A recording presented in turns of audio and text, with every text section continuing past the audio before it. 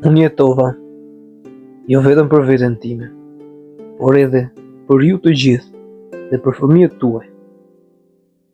Dhe o mundova e dërsita, në një mënyrë të tillë që s'pushova as ditë, as natë, nga mundi e pagjumësia. Mua s'më teproi asnjëherë koha në gjithë jetën time për pushim. As për qetësi, s'pata vend të caktuar, as kohë për të ngrënë apo për të fjetur. Unë rija si ditën si natën pa gjumë.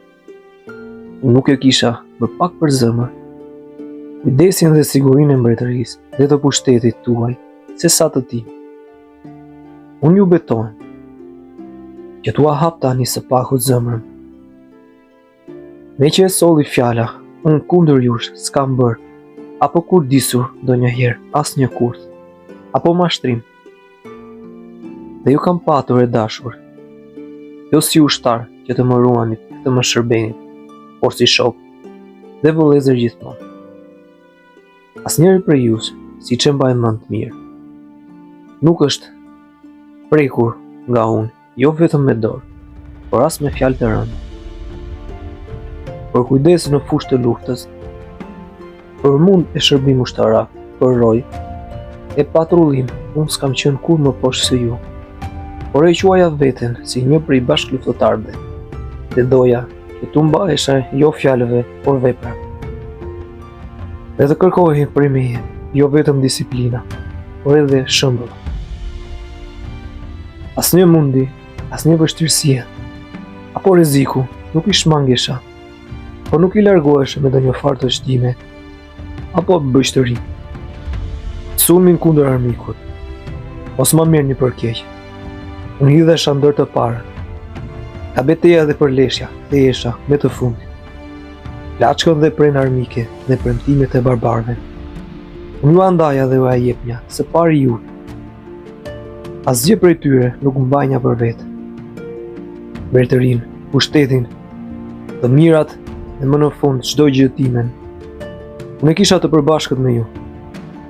Unë asgjë s'kisha të veten, apo të dalluar, asgjë të ndarë, apo të veçuar nga ju. Tani u bashkëluftëtar fort të dashur. Ja po vdes, ja po ju lë. Prandaj ju lutem të gjithëve.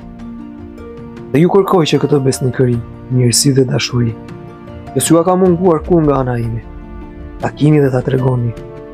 Me dëshirën tuaj, kundrejt birit tim, mbretërisë dhe pushtetit të tij, kundrejt gjonit tim, që unë po ja dorëzoj dhe po ja lë si fytyrë dhe pasqyrën time si më këmbës në vendin tim. Si tha këto fjalë, vazhdoi pastaj me të birin, duke e thirrur me një herë pranë, duke këshilluar me fjalë përkëdhelëse. O biri im, gjoni im, ja unë po vdes tani më dhe ty po të lë fëmijë të vogël e të njohur, por me një mbretëri e pushtet të fortë dhe të patundur sigurisht, po të jesh i mirë, dhe të dobët e të pafuqishëm do të jesh i keq. Prandaj, përpiqu dhe kujdesu fort që të mos vësh gjë përpara mirësisë dhe virtytit. Sepse me anë të këtyre, dhe vetën tënde, do ta shpëtosh. Edhe mbretërinë dhe pushtetin, jo vetëm që do ta kesh të qetë dhe pa dallë, por edhe do ta arritësh çdo ditë, do ta bësh më të madh e më të shkëlqyer. Por tani or bir, ti je i pafuqishëm, për shkak të moshës, dhe jo mjaft i Zoti për të mbajtur frenat e pushtetit. Përveç kësaj, i ke armiq nga të katër anët, ke gërsirat më të këqija, që përpiqen pa prerë të të shqyejnë dhe të glabërojnë. Ke Mehmetin, atë tiranin e dëgjuar, armikun e përbetuar, të gjithë të krishterëve, i cili po të marrësh u biri im përsipër kaq i vogël dhe i pafuqishëm kujdesin e mbretërisë sate, atërore, do të dërmoj dhe do të shëmb krejt. Prandaj o shpirti im, sapo t'ja kesh mbyllur dhe shtrënguar sytë babës, dhe sapo të ma kesh futur trupin në varë, idhu me një herë së bashku me të tëmë, në dauni dhe s'kosha më shpejt në qytetet dhe kështjellat e tua. Dhe qëndro atje i gjersat të dërsin, mos teqet, dhe të bëhesh i Zoti për të drejtuar dhe qeverisur shtetin tënd. Por pasi të jesh rritur, të shkosh në shtetin e Venedikut, në ndrejtimin dhe mbrojtjen e të cilit unë po e lë ta nis skeptrin e mbretërisë sate gjyshërore dhe atërore, dhe po ja besoj që të kujdeset për të, që ta mbroj nga armiku, dhe ta ruaj për ty me qëllim që të ta dorëzoj atë dhe të ta kthej prapë. Ndërmjet meje dhe venedikasve ka beslidhje të tilla, ka marrëveshje dhe pakte të bëra me kushte të tilla, që ata të mbrojnë nga armiqt dhe kundërshtarën mbretërinë tënde dhe të vënë ty prapë në të kur të jesh i Zoti për këtë detyrë. Për besnikërinë dhe kujdesin e tyre, për punët e tua, mos ki asnjë dyshim, sepse venedikasit, ndërsa ndimtarët e tjerë të Krishterë, dhe të mos i vi kur të rëm ta them, janë të vetmit, dhe s'ua kalon njëri garancia, urtësia dhe madhëria veprave, dhe që duhet respektuar, sidomos e dashur para së gjithash për besnikërinë dhe mirësinë e tyre, kur shquajnë si askush tjetër. Këtë gjë unë e kam parë, e di dhe e kam provuar më mirë se kushdo tjetër në çdo lloj veprimesh, me shembulla konkrete, gjatë gjithë kohës së mbretërisë dhe jetës time. Ata kanë qenë për mua gjithmonë shok dhe aleat të lidhur me besë dhe në vend prindërisht të dashur. Këta pra orbir, pikërisht këta, po t'i lënë ty për prindër, për prijes, për kujdestar. Nga porosit, këshillat dhe mësimet e tyre, kur mos hiq dorë, vetëm venedikasit janë etër shumë të drejtë, shumë të shenjtë, roje të pafjetura të besës dhe fesë katolike, mbrojtës të jetimve, të vejave dhe të gjithë njerëzve të pafuqishëm e të mjeruar.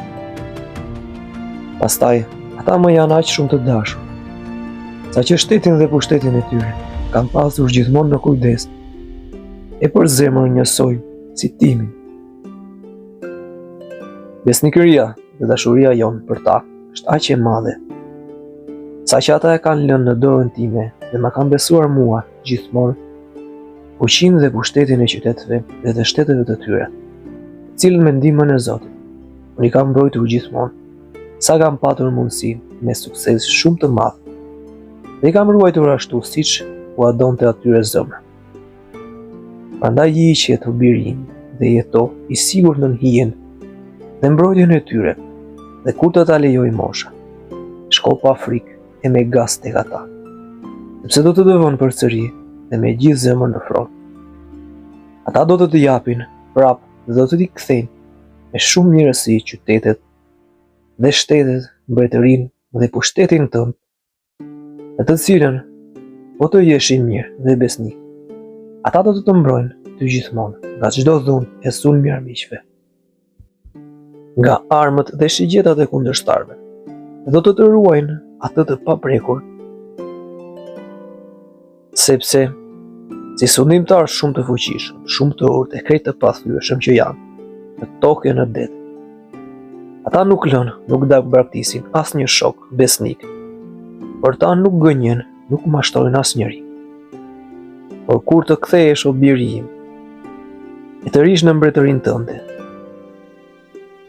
të paqësuar e të qetë, dhe të marrësh përsëri kujdesin dhe drejtimin e saj, respekto para së gjithash drejtësinë, cila është më e shkëlqyer nga gjithë virtytet, ruaj pa anësinë duke mos bërë asnjë dallim ndërmjet fytyrës së të varfërit, të të pasurit dhe të fuqishmit në çdo gjë, përdor urtësinë dhe maturinë.